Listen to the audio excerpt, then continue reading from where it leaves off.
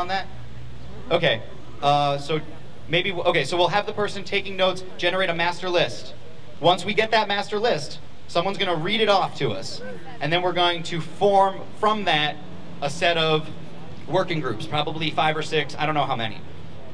Then we divide up into those working groups based on the things we care about, and then from there, we're going to decide within those groups, what do we need to do to meet the goals of that group. Is that unclear to anybody? Awesome. All right, so list of things we need to successfully occupy, starting now. We propose a general strike, a nonviolent general strike. There are powers in numbers. Focus on the working class, on community outreach to our church groups. Get our money out of the voting system, corporation out of our food sources. Maybe organizing mass civil disobedience.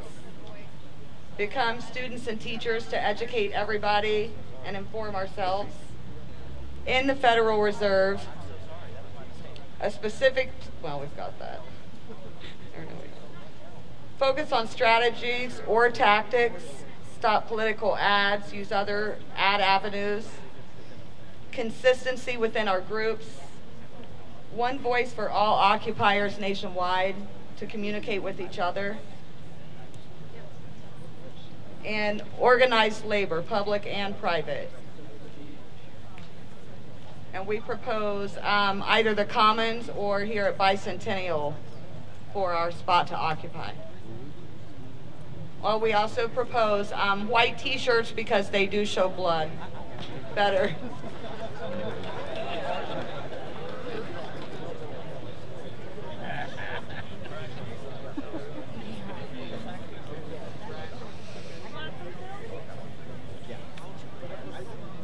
Okay.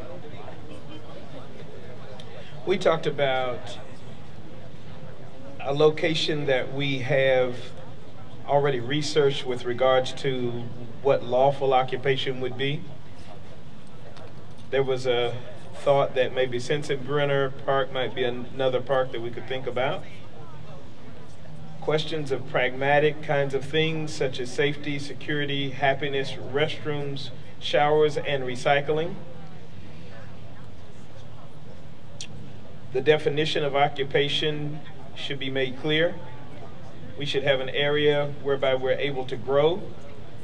And there was a question in terms of whether there should be one place or many, which splintered into conversations about tiered approaches and tiered kind of thinking with regards to our place, whether it should be one place or many. A tiered approach in terms of who's doing what, whether or not all are willing to be arrested or just a few, and how that would happen. Whether we would march to different locations. And, oh yeah, and what will we do when winter comes?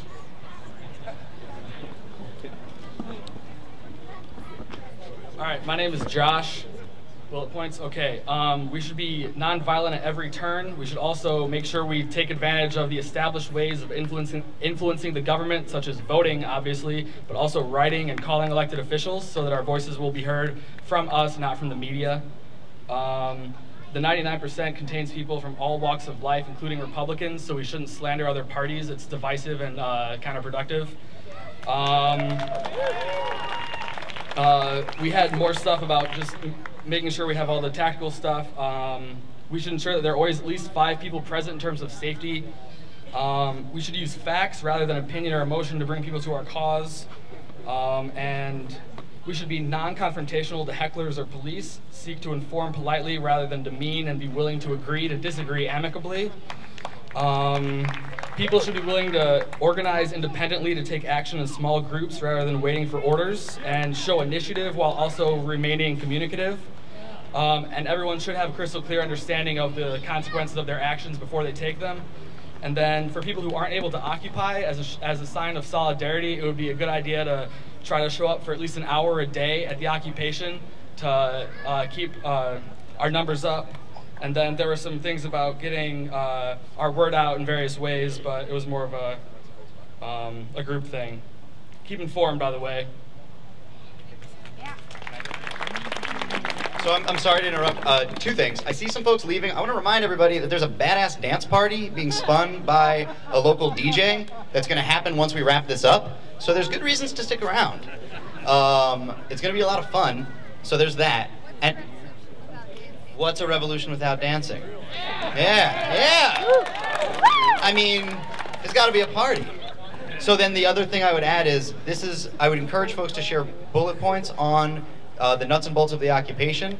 Strategy and tactics and demands are things that we can discuss together later on. I think that we need to sort of focus more on nuts and bolts, and as we build our relationships with each other, our personal political preferences will work itself out, and we can begin to develop demands once we've planned the thing that we're doing. Yeah, so more items, but yeah, stick around, dance party, don't leave, it's gonna be great. My name is Stephanie. Our group came with a few basic ideas.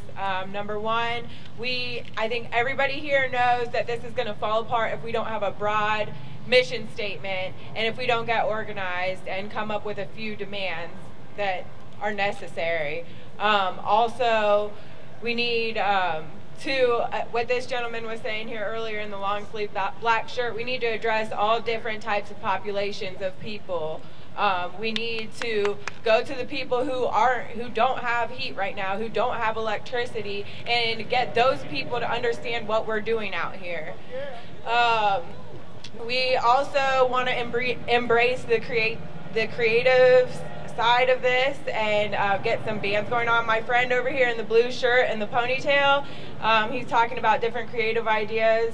And one main theme that we talked about was having a speak out and having people, giving everybody an opportunity to express themselves and express their concerns so that we can narrow down a specific mission statement. Thanks.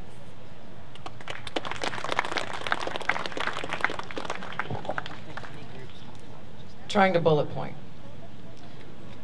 There are several things that the group came up with, and I think that they're clearly reflective of many of the other groups, so I'll try to keep it as brief as possible. We need to make sure that we're occupying and we continue to occupy from day one and continue on. We need to make sure that we're going to be out there every single day. We need to make sure that we are fully addressing that we have a significant cross-section, as the young man was talking about. We need to make sure that we are clearly representative of all of the communities that live in Columbus, Ohio, and that means not just the outreach part, but that actually means the invitation part. We need to be working in community and hearing what the needs of our individual neighborhoods are. We need to be utilizing text messaging as well to be able to get communication out. Not everybody has internet, so we need to look at other forms of information. We need to take a look at maybe possibly street scene. I know everybody has seen it at one point or another, being able to get pamphlets into the street scene as they go out throughout the city. We need to take a look at maybe being able to utilize stickers and coming up with some type of a logo, because stickers stay, whereas you know every time you put up a flyer, it gets taken down. We need to remember that we also have populations that can't read. How are we going to make sure that we are addressing those needs as well? That requires one-on-one conversation. That requires actually being out on foot and inviting people to come and work with us. We need to remember that this doesn't have to be overnight. This is a momentum building. And I don't know if anybody knows, but that Occupy Wall Street has actually been going on since the late 80s. And different times, and it's just now building a lot of momentum. So just remember that and don't become discouraged. We need to make sure that we focus on broad issues and keep it very simple, but we need to make sure that we keep a balance between our clear objectives and the horizontal issues. We need to talk about making sure that we have some very clear demands. We need to make sure that those also provide unity between people, and knowing that all of us have different issues that we do want to discuss.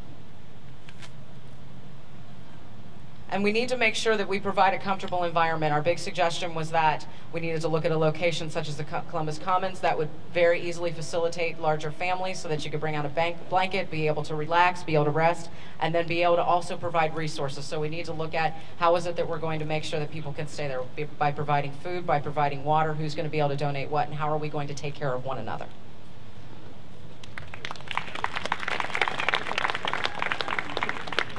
Okay, I'll be really brief. Kind of the things that we talked about were mega outreach, which was already said, and then just making the Occupy like as accessible for everyone as possible. So, for example, people with kids, we need to have childcare, food, shelter for people to stay in, and then we talked about occupying this park, and then also the State House were the two places that we had mentioned. And it needs to be a 24-hour thing. There constantly need to be people there, and everyone needs to be aware of the consequences of occupying and not moving, and people need to be prepared for what that would be. So I guess we need some kind of legal entity helping us out with that. And then finally, mass photos of just everything that's going on, and then putting all of that on the internet in like every possible way so that there's just lots of documentation of what's going on.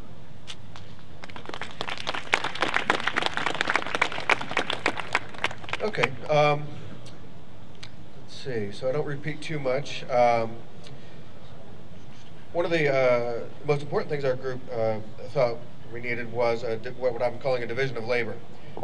That is, not everybody can occupy, so we need very clear roles, important roles for, say, backup people. People who aren't prepared to get arrested because they have children, for example, but still want to be participants. So a division of labor, I guess, is how I'm describing it. We need to develop a legal network in case people do get in trouble, and also to do some research on sites and rules and whatever. There may be times when we want to break the law, but we'll need to know exactly that, that's what we're called for, and what we're doing when we do that. A media event of some kind. Not everybody agreed on this, but a number of people thought that having something that attracts media attention was really critical to gaining interest and support, a clear focus. Yeah, that's it.